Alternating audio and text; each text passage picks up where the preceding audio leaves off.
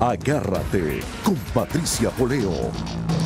Regresamos con Agárrate, estamos vía Skype desde Nueva York con Carlos Sánchez Berzaín. Él fue candidato presidencial en Bolivia y estamos comentando el resultado del referéndum que va a impedir que Evo Morales regrese al poder. Doctor Sánchez Berzaín, en estos países, estamos hablando, cuando uno ya hablando de Bolivia, entonces el que vive en Ecuador dice, están hablando de Ecuador, el que vivió en la Argentina de los Kirchner también, es porque es una franquicia, es un manual que todos estos dictadores siguen. Después de que se vayan o cuando se logre su salida de forma constitucional, hay personas que piensan que debe pasarse al olvido estos crímenes para que ellos se vayan tranquilamente y no forcejeen o no se resistan. ¿Es posible que los pueblos se reconcilien si no hay justicia? Bueno, mire, el tema aquí es un tema de principios y valores que precisamente este tipo de gobiernos no ha respetado. Y la esencia de todo esto es el Estado de Derecho. En el Estado de Derecho, que hay que reponerlo en Venezuela, hay que reponerlo en Bolivia, en el Ecuador, lo están reponiendo en la Argentina como fundamento de la democracia.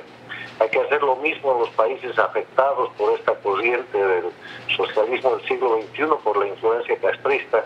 El Estado de Derecho quiere decir la vigencia de la ley, que nadie se pone por encima de la ley. Y en esa dinámica, la gente que tiene que responder frente a la ley simplemente tiene que hacerlo. No puede haber gestión, apropiación y manejo de la cosa pública, de la red pública, sin responsabilidad. La esencia de la democracia es la rendición de cuentas, el accountability. El hecho de que cuando uno maneja por mandato popular los bienes, los servicios, el poder otorgado temporariamente por el pueblo, tiene que rendir cuentas de aquello. Entonces, nada puede impedir que la gente que ha gobernado, bien o mal, tenga la obligación de rendir cuentas de acuerdo a ley, con un agravante. Cuando estamos hablando de gobiernos como los de Chávez, como los de Maduro, como los de Evo Morales, estamos hablando de altísima corrupción. Estamos hablando que van a dejar países en quiebra. Estamos hablando que han creado nuevos ricos que están por todas partes. Estamos hablando que hay gente que antes no tenía absolutamente nada y hoy día hace ostentación internacional de un patrimonio que ha venido de la nada. Estamos hablando de que frente a eso los pueblos están quedando cada vez más pobres de lo que eran antes. Están hipotecados. El petróleo venezolano está vendido anticipadamente por años a la China, lo mismo que el ecuatoriano. Bolivia de Evo Morales está firmando una deuda de miles de millones de dólares también con la China. Entonces, si los pueblos van a pagar esas cuentas, tienen todo el derecho de exigir rendición de aquí a la gente que pasó por el gobierno. Ahora, esa gente que está hoy día manejando todo el poder total, pone como condición a veces el hecho de decir que quiere impunidad para dejar el poder. Esa no es una condición admisible. En democracia no hay eso. En democracia no hay impunidad. En democracia todos tenemos la obligación de comparecer ante la justicia, una justicia que respete el debido proceso legal, una justicia con jueces independientes, una justicia que presuma la inocencia, una justicia que tenga instancias de procesamiento transparente para rendir cuentas. Y los dictadores no pueden ser la excepción.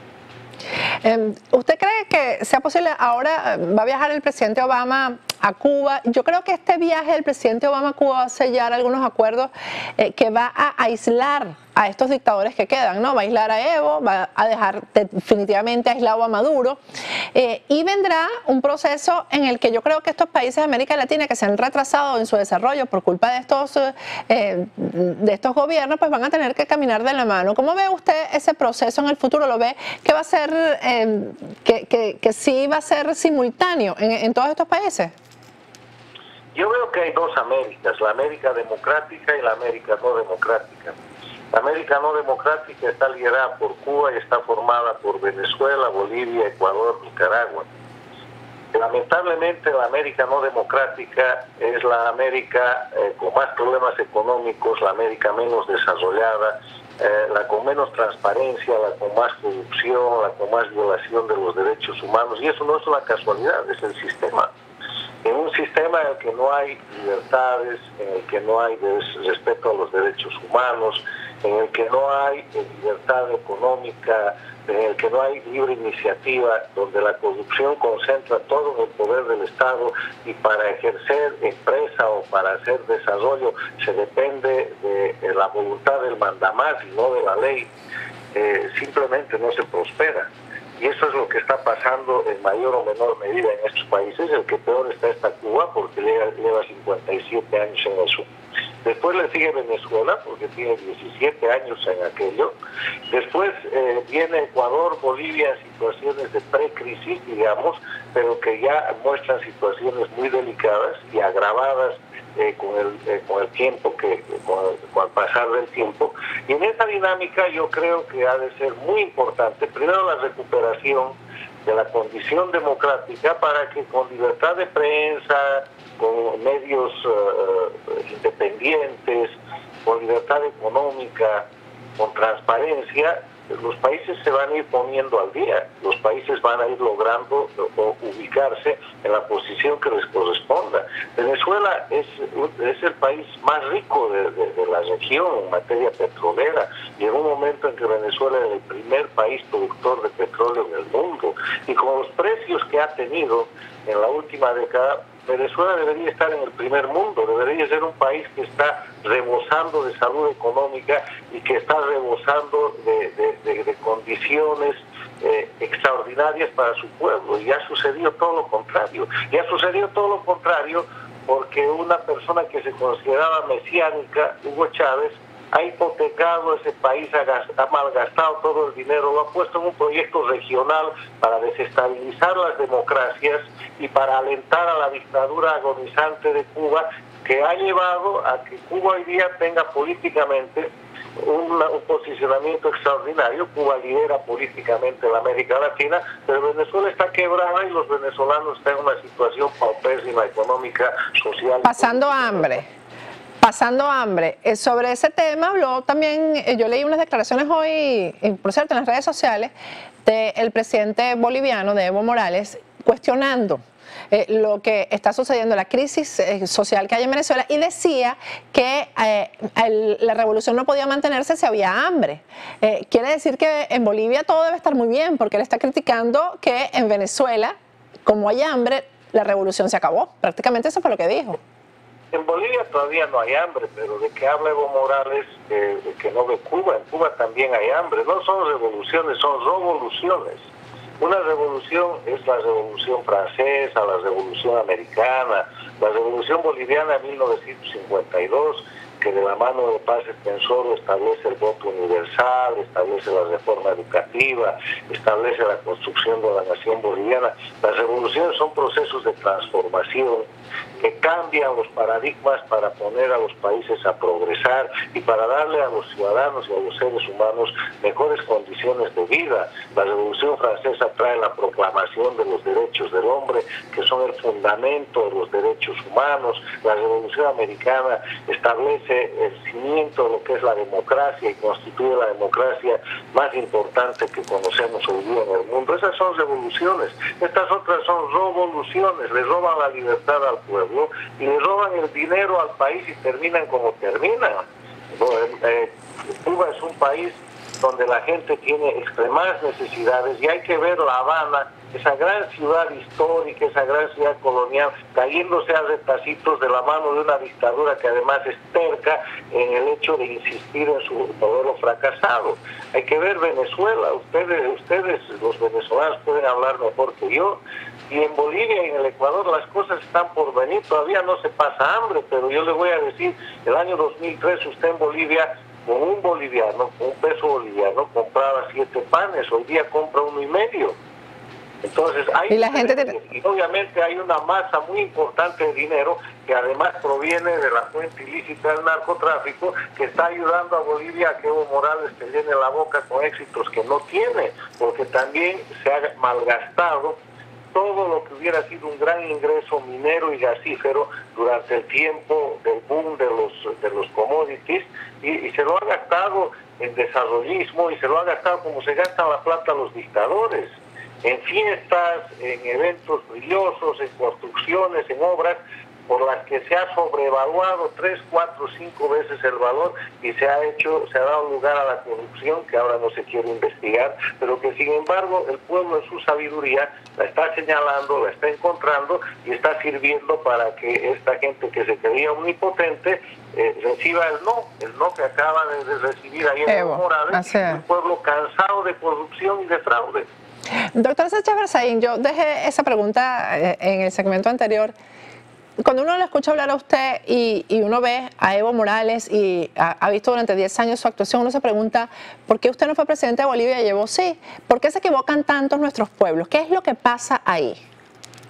Mire, yo le voy a decir, el proceso de ruptura de la democracia en América Latina es un proceso en el que a partir de este proyecto chavista, castrista, se interfiere en las democracias de los países. Evo Morales nunca hubiera llegado a la presidencia de Bolivia si no hubiera ido de la mano de Castro y de Chávez. Mucho dinero, mucha acción política, mucha violencia, mucha propaganda, una acción de desgaste de las instituciones. Primero terminaron con los partidos políticos, después destrozaron la política, hicieron creer al país que venía un proceso de cambio, igual que pasó en Venezuela, si el discurso fue el mismo. Eso acompañado de un momento de crisis, porque el año 2000, 2002, 2003, el petróleo no valía 120, 130 o 140 dólares por barril. Bolivia, que es un país minero, el estaño no tenía prácticamente precio, el antimonio no se podía vender. Entonces, un momento económico aprovechado políticamente con todo el dinero de Chávez. Yo le quiero decir que si no hubiera sido el dinero que Chávez malversa del pueblo venezolano, nunca hubiera sucedido este proceso, nunca hubiera resucitado el castrismo, estaba agonizando su periodo especial, y nunca la gente como Evo Morales o como Maduro hubiera podido llegar a una posición de dignidad de gobierno a la que han llegado por una serie de circunstancias extraordinarias creadas por poderes externos y por situaciones de crisis interna. Bolivia tiene mucha gente preparada, tiene mucha gente capacitada en diferentes niveles, que no solamente ha sido postergada, sino que ha sido perseguida y que finalmente ha optado por dedicarse a lo suyo fuera del país, perdiendo el gran capital humano que es lo que tienen nuestros países. ¿Y qué vamos a decir de Venezuela? Si eso ha pasado en Bolivia, eso ha pasado en Venezuela multiplicado por 1000. Los grandes técnicos petroleros, los grandes emprendedores que ustedes en algún momento tuvieron, no están más ahí. O sea, no se trata aquí de ser bueno o de ser malo, se trata de circunstancias políticas y se trata un poco, si usted quiere ponerlo en un contexto histórico un tanto jocoso, de aquella gran parte de los versos del Cantar del Mío Cid, que dice: llegaron los sarracenos y nos molieron a palos, porque Dios está con los malos cuando son más que los buenos.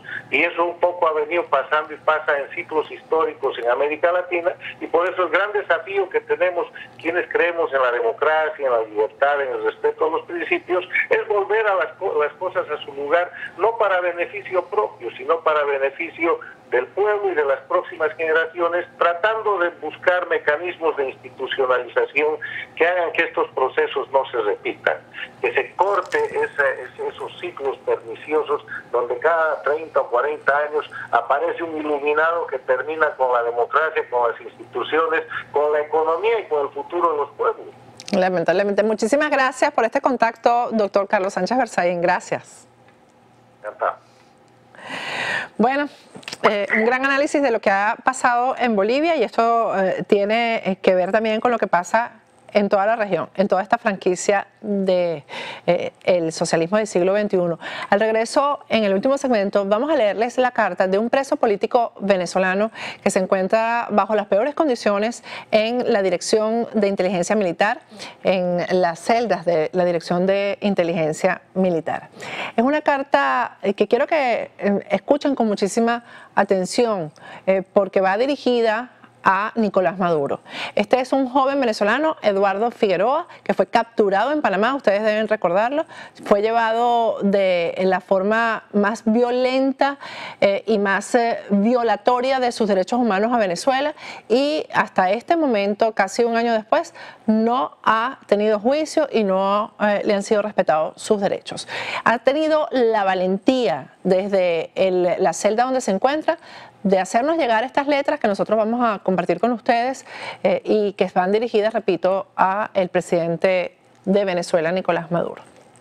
Antes de irnos a un corte, vamos a hablar de ese momento en que escogemos el lugar donde vamos a vivir.